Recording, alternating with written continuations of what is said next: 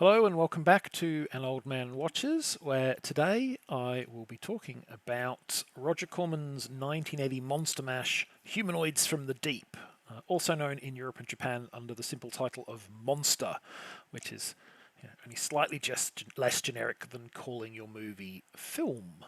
And the movie, under whatever title it might have, is set in Noyo, California, a fishing village where, as you might expect, given the local industry, many of the inhabitants spend their time on the water or the shoreline.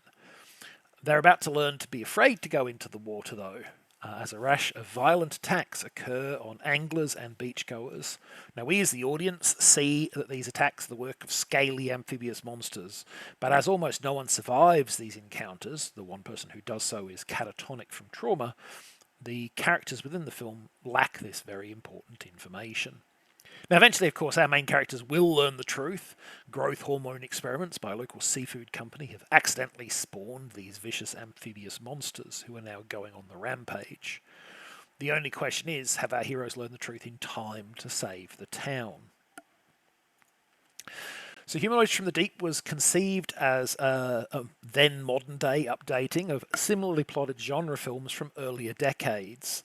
That would take advantage of the improved physical special effects and much more permissive attitudes of the era towards violent and sexual content, on which subject I'll say more shortly.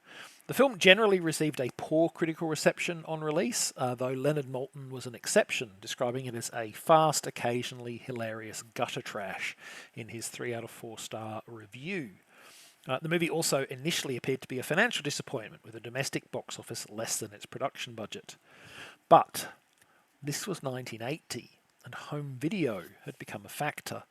The movie seems to have done very well there, leading to it enjoying multiple VHS and DVD releases over the subsequent 4 decades to today, including a 1996 remake of the film. So let's dive in and discuss the specifics of this movie in more detail.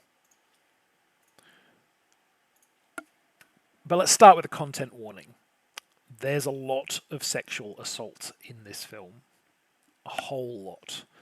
And I'm going to need to talk about that. And if it's going to upset you, I urge you to take this opportunity to turn off the video and go do something that you'll enjoy instead, because that's perfectly okay. If you're still with me, then the first thing we need to address is that this is deliberately, cynically, exploitatively sleazy filmmaking. And that much of the sleazy content was included without the consent of the director or the primary cast members. Roger Corman, who produced the film, maintains that he told director Barbara Peters in advance that the film required exploitative elements in order to satisfy its intended audience, or as he succinctly but very crudely put it, kill all the men and rape all the women. When the director delivered the movie, however, Corman felt she had met only the first half of that brief. She had graphically depicted the death scenes involving male characters, but all of the rape scenes had been left shadowy or had used cutaways before the attacks occurred. So in typically cynical Corman fashion, he just hired somebody else to film a bunch of extra scenes with much more graphic nudity and sexual content. These new scenes were then pretty much all mashed into the opening act of the film, creating a sleazy cycle of meet new female character, have her take her top off, have a slimy mutant assault her. The only genre film I've seen with such ubiquitous, gratuitous nudity is Piranha 3D. But as far as I know, at least everyone involved in Piranha 3D knew what kind of content the movie included. Corman did not have the same courtesy to his own production team. Instead, the existence of the new, more graphic scenes was only communicated to those people actively involved in the reshoots. The first that other cast and crew members knew of them was when they saw the final release version of the film. As you might imagine, they weren't very happy. Both Barbara Peters, the director, and the leading female actor, Anne Turkel, were so upset that they asked their names to be removed from the film's credits. Corman refused to do so. I don't have any confirmed details for his reasons behind that decision, but I would not at all be surprised if they were, I don't want to pay for the credits to be redone. Corman never spent a dime he didn't have to. Turkel would take her objections public as a result, appearing on television talk shows where she criticised Corman for his actions.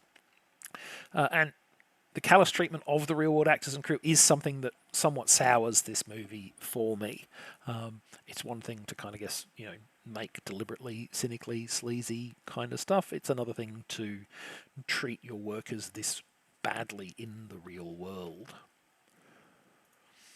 And that's a shame, because I think Peters and her team made a solid monster mash here. The amphibious humanoids themselves look good thanks to solid creature costumes, and their attacks are sufficiently frequent and action-packed that the film's pace never slacks.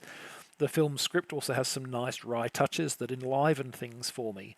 For instance, there's a moment late in the film where it neatly subverts its own usual tropes in a sequence that genuinely prompted a laugh of delight from me the first time I saw it. So yeah, Humanoids from the Deep is a solid creature feature. I enjoyed it immensely the first time I saw it as a schlocky, sleazy bit of gonzo trash, basically.